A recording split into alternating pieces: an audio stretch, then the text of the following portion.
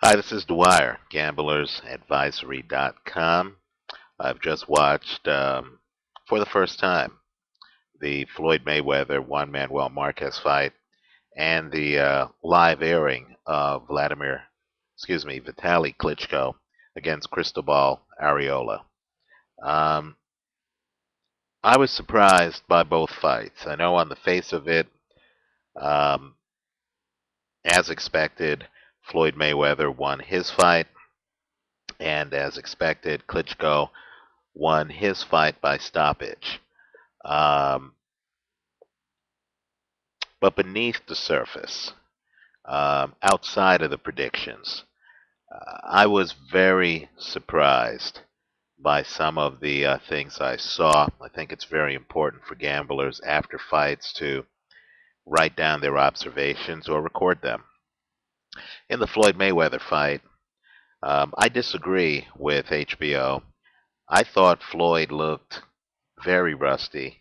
I thought Floyd was 60% of himself in the early rounds of that fight.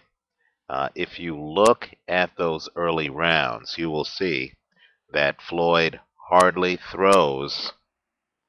Floyd hardly throws his right hand, and that's troublesome because he'll need that right hand if he's going to beat Manny Pacquiao. Later on in the fight, after Floyd shook off the rust, and I understand he dropped Marquez in the second round and Marquez got up. But it wasn't until later on in that fight, when Floyd shook off the rust, that he started to shoot his right. Also, his mobility really wasn't close to what it was when he fought Diego Corrales. I think Floyd has a lot of work to do in all while he improved as the fight went on. And while I thought his best rounds were the 11th and 12th rounds, it was a little disheartening to see how over reliant he was on that left hook. Keep in mind, a fighter like Manny Pacquiao doesn't stick around long enough for Floyd's threat of throwing that left hand to the body to really matter. And a skilled opponent could take away that left hand and leave Floyd really up a creek if he doesn't come prepared for a two-fisted attack. I've listened to Floyd in some interviews. He said himself that he would give himself a B for his performance. As dominant as his performance seemed, since Marquez was tailor-made for him, Floyd still has a lot of work to do. I wasn't impressed with the way he was very reluctant with that right hand. Let's talk about Vitaly Klitschko and Chris Arreola. Let me also point out, too, as subscribers know, I predicted Floyd would win the fight. When I made the prediction, I was actually expecting Floyd to not look as rusty as he did.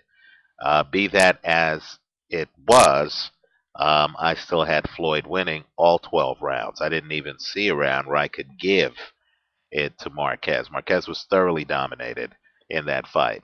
Let's talk about the Vitaly Klitschko fight.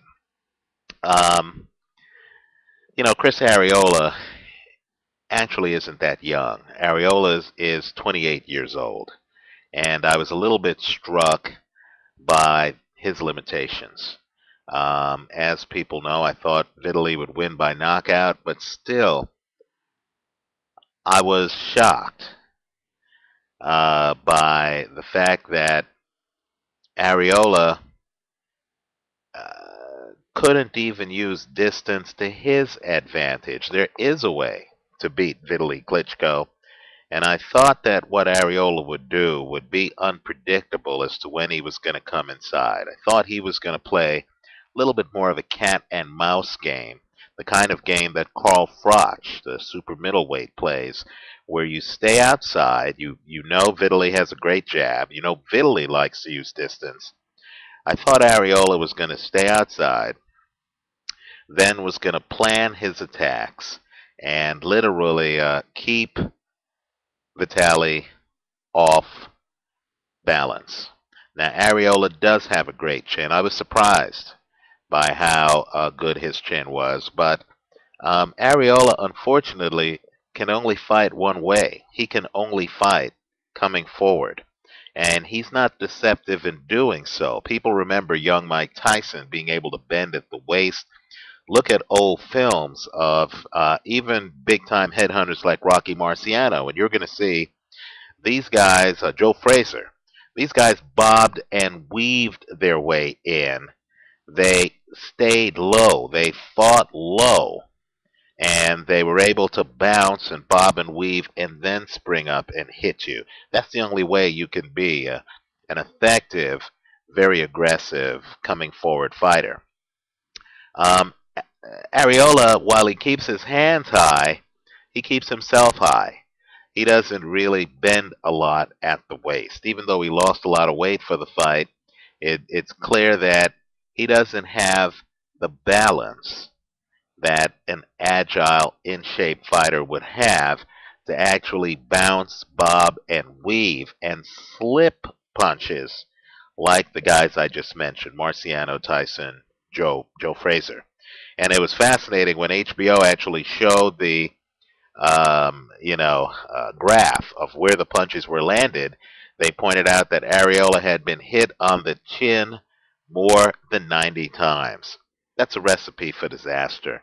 I really question whether Areola could ever decision any of the elite heavyweights. Certainly has the punching power to knock out guys.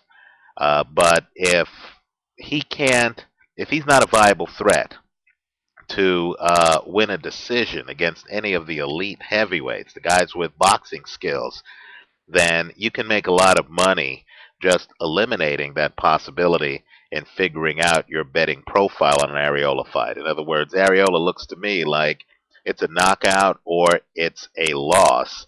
You don't even have to purchase Areola to win in any fights. If you want to straddle Areola, you could just pick Areola by knockout. I'd be intrigued to see him against a skilled guy who's less athletic, like an Eddie Chambers. Chambers has vastly more skills than Areola, but Areola, size-wise, might be able to get inside. That'd be an intriguing fight. Finally, let me just say this. HBO, I disagree with them. They're very knowledgeable. They're very skilled. They were talking about a hypothetical matchup between Vladimir Klitschko and Vitaly Klitschko. Based on what I saw tonight and before tonight, I don't think that fight's a close fight. Put me in the Vitaly Klitschko camp. In fact, Vladimir Klitschko strikes me as a bit overrated, a bit robotic. Yeah, he's a great athlete, but this is a sport. This isn't gymnastics. This is a sport, and this sport requires skill. Somebody's going to have to tell me exactly how he would fight his taller brother, because we know that Vitaly can lean. He's so adept defensively in the ring that, like Floyd Mayweather, and it was good they had these two guys on in back-to-back fights the same night, like Floyd Mayweather, Vitaly Klitschko is so skillful defensively, he doesn't even have to raise his hands. He knows how to roll his shoulders and stuff like that. We don't even know if he has a great chin because he's never been hit squarely on it. Now, contrast that with Vladimir Klitschko, where Vladimir Klitschko in two different fights, the Ross Purity fight, the Lehman Brewster fight, he ran out of gas, had stamina problems, and then contrast that with Klitschko going down not just in the Corey Sanders fight. If you recall, he even hit the canvas against slow-handed Sam Peter.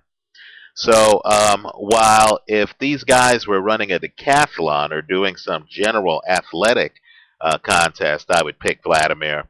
In the ring, because this is a sport with skills, I don't see how anybody can put Vladimir Klitschko on the same platform as Vitaly Klitschko. I thought it was laughable when Jim Lampley asked Emmanuel Stewart his opinion. Of course, Emmanuel Stewart trains Vladimir Klitschko, and his paycheck hangs in the balance. So I think Vitaly is the world's best heavyweight. I'm curious to get your take on the fight and everything. Leave it for us here and visit us at gamblersadvisory.com. Thanks for watching.